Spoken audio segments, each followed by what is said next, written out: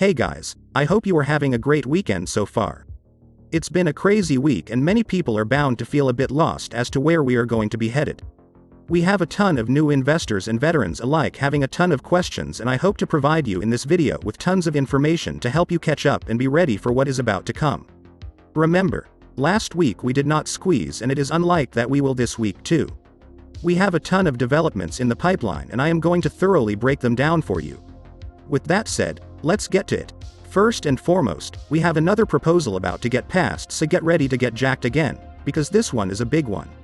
NSCC 2021-002 is bound to get approved on June 21st. What 002 does is very simple but important. It allows for the NSCC to request more liquidity if they find that a member is currently over-leveraged in their reports. If the members do not provide that extra liquidity that is required of them, they will get margin called, and that is when things can get very ugly for hedge funds. In plain ape words, it says that the commission can and will absolutely margin call members if daily reports say you overplayed your hand and overextended yourself where it could affect us, so we require a larger deposit to be made up front as a way to mitigate and manage risk. As it reads, the Commission designates June 21st of 2021 as the date by which the Commission shall either approve, disapprove or institute proceedings.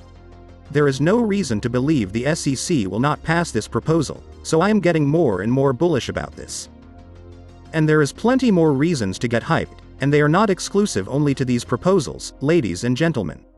The purpose of this video is to provide you with a refresher into why the faith you have placed on GameStop and AMC will pay off, and that is exactly what I aim to satisfy. Because let me be the one to break it to you, both of these two stocks are massively undervalued, and I mean it. You will hear, even from big influencers of these meme stocks, drive this weird narrative that AMC and GameStop are massively overbought, and that accounts for the price they are at. Let me tell you, both AMC and GameStop should be much higher when you account for both technical and fundamentals.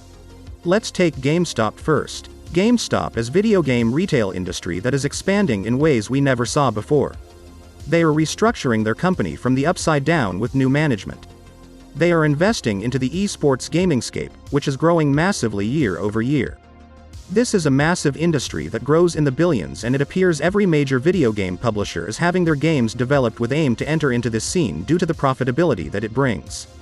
As if this wasn't enough, GameStop is developing an NFT which will give it way more exposure and competitive leverage in the market. We know that digital sales have demised profits year over year for GameStop.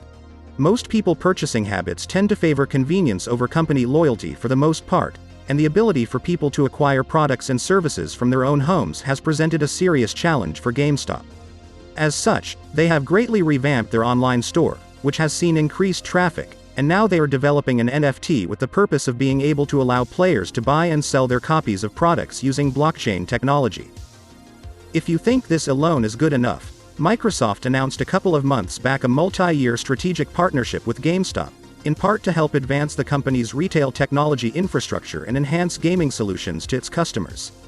What this means is that Microsoft understands that though most gamers like the convenience of using their stores to purchase digital assets, there is a huge number of people who like to own copies of video games.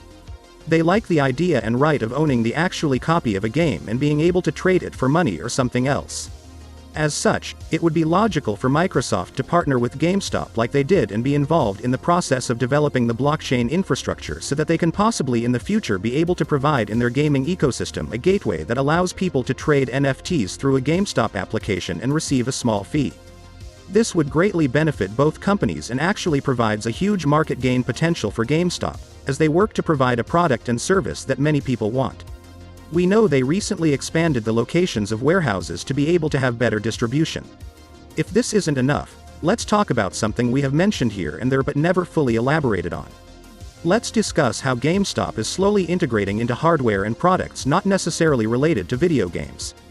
GameStop is now selling TVs, computer hardware parts, tablets, gaming chairs, collector item toys and many other stuff. They aren't simply focused on video games like they were a couple years back. They are slowly expanding in the products they sell to incorporate all types of assets and accessories to everything that is related to gaming as a whole. AMC on the other hand stands to grow more and more as restrictions ease off not only in the States, but across the entire world. Already we are seeing a huge number of people slowly start going back into the theaters. AMC has announced they have plans and deals set with big movie companies.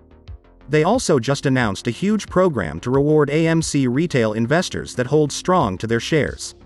The program consists of investors joining the program named AMC Investor Connect. Here is why this is such a big deal. It requires members to join AMC Stubs Rewards program, which has different types of ranking, though they have the lowest ranking for free. This program, upon joining it, will allow investors to get a free large popcorn upon their return to the big cinema this summer, as well as give them special offers and constant community updates. Now, here is why this is a genius plan. AMC is super trendy right now. It is cool to talk about AMC even if you aren't a shareholder. This program will incentivize many people, longtime veterans as well as new folk. They will join a program that is continually sending you updates and offers for you to keep returning and coming back to theaters. With AMC currently having over 3 million plus shareholders, though I would now put that number up to 5 or higher, and even that is being generous, assuming that this program is only joined by a theoretical 1%, the return on investment and foot traffic to theaters will be absolutely massive. We are talking about millions of dollars flourishing in every single month due to this strategic move. Oh, and if that wasn't enough, US audiences can't get enough of Japan's shows and movies. In fact, the recent Demon Slayer movie was a massive success at the box office, setting a trend to be followed by the ever-growing anime industry. Anime and manga are both increasingly growing in Western markets, and with this growth you can bet that you will be seeing a massive amount of movies starting to hit theaters. This trend implies that AMC will not be subject to the decisions that Disney decides to make. With this growing competition for cinema tickets, you can bet AMC foot traffic is only bound to keep on growing and growing over the next years. And that brings us to the word I want you to take away. Expansion. Both of these two companies are expanding in every sense of the word, adapting to the changing circumstances that they are forced to deal with in ways that are smart and provide growth in the future. There is absolutely no reason to believe any of these two companies will go extinct, because to think that Netflix will replace cinema is just a ridiculous thought, as thinking people will not shop at GameStop for things that are not necessarily video games. Both of these companies are set to thrive, and other giants know it, which is why they are forming deals with each other. They have shown that they have the experienced members on their board that know how to mitigate losses and set course for a bright future ahead. And to make it ever better, it appears that CNBC also knows it too. I'm sorry, I'm not buying into that. I think that's dangerous. And again, look, there's a lot of people, there are a lot of short sellers out there that have been borrowing stock they didn't have. In other words, yes, I think there are dynamics shorts, where retail investors can get caught, but it's really a dynamic where I think this is going after bad companies. Yeah.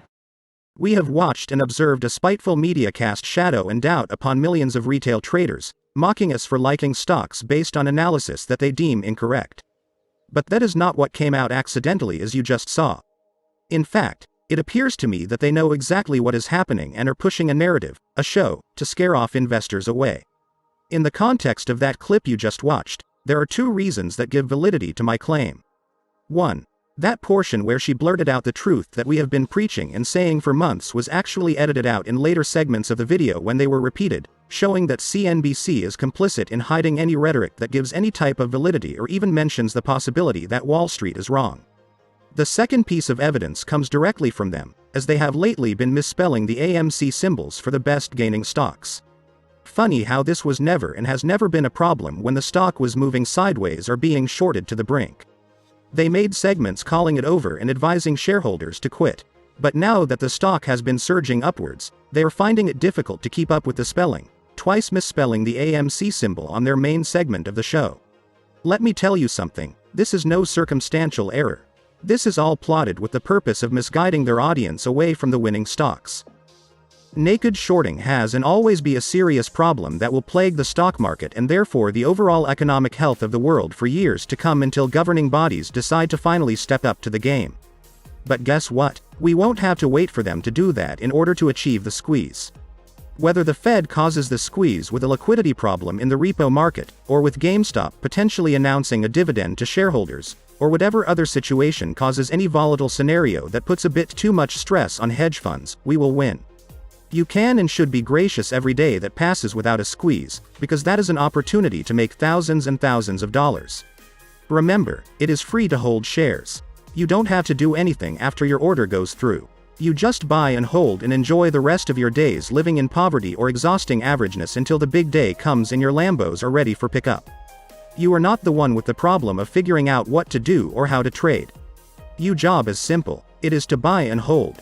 I wanted to make this video with aim to provide veteran and newer investors with real information that provides knowledge and true due diligence and hopefully convince you that everything is alright. I wanted to refresh your brains because I know it is a ton of information and humans tend to get fuzzy and stressed when faced with too much information, unlike me who just gets an upgrade to a new CPU and can compute like the Rain Man. So, we touched on the status of the companies and why they are due to grow in traffic and cash in the next couple of months and years. But that is only half of the equation. Let's talk about my favorite part, the technical side of things, because if the comeback of these companies isn't implied enough on their business models, it sure will on the technical side of things. When we trade, we tend to do the mistake of omitting to look at monthly and yearly charts. Oftentimes this omission causes traders to quickly lose faith in investments because they tend to buy when stocks are surging and not when they are dipping. Taking a look at AMC and GME from the 180-day chart, you will see that the stock tends to rise and maintain elevated positions over time. The stocks tend to slowly rise, then explode with a huge surge, and then come back down and move sideways with an inclination that retest previous highs until out of nowhere the stock gets another huge rise. AMC and GameStop will keep this pattern up until they actually squeeze. As more and more investors join, the pressure builds. Yes, hedge funds can delay the process, but it is becoming increasingly hard to do. As such, less control over shorting and manipulating the stocks will be expected.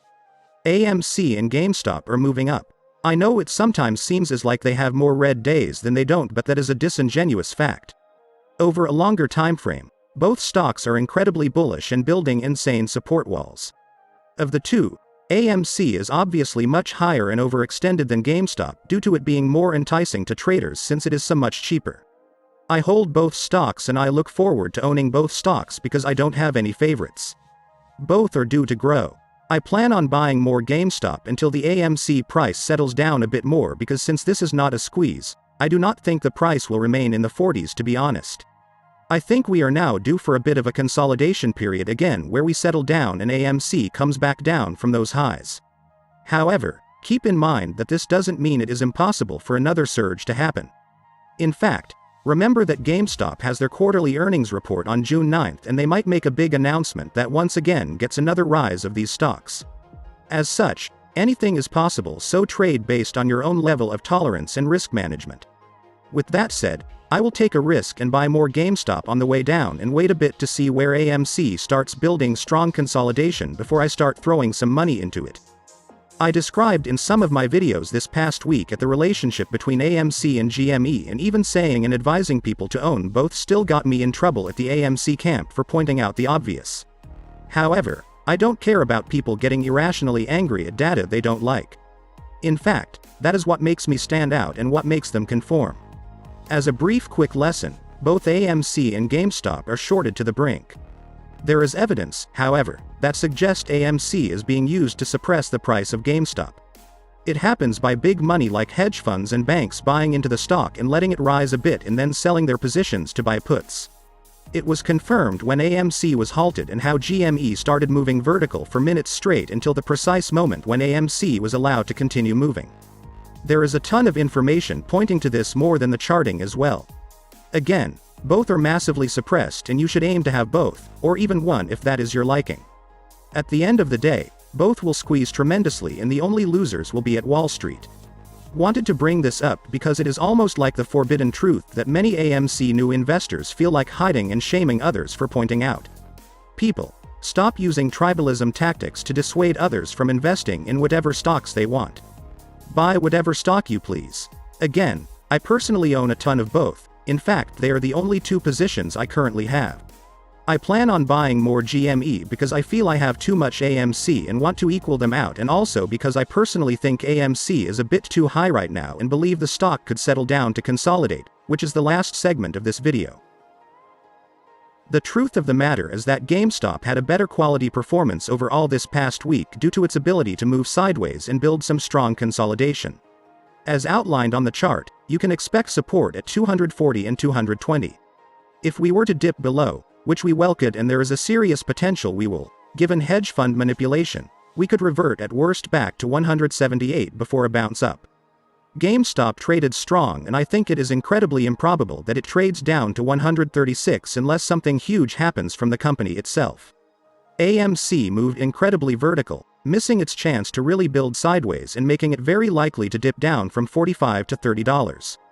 Again, this is big overall, don't get me wrong.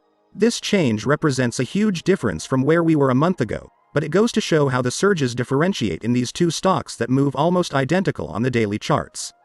Where do we go this week? Well, Monday and Tuesday will determine that.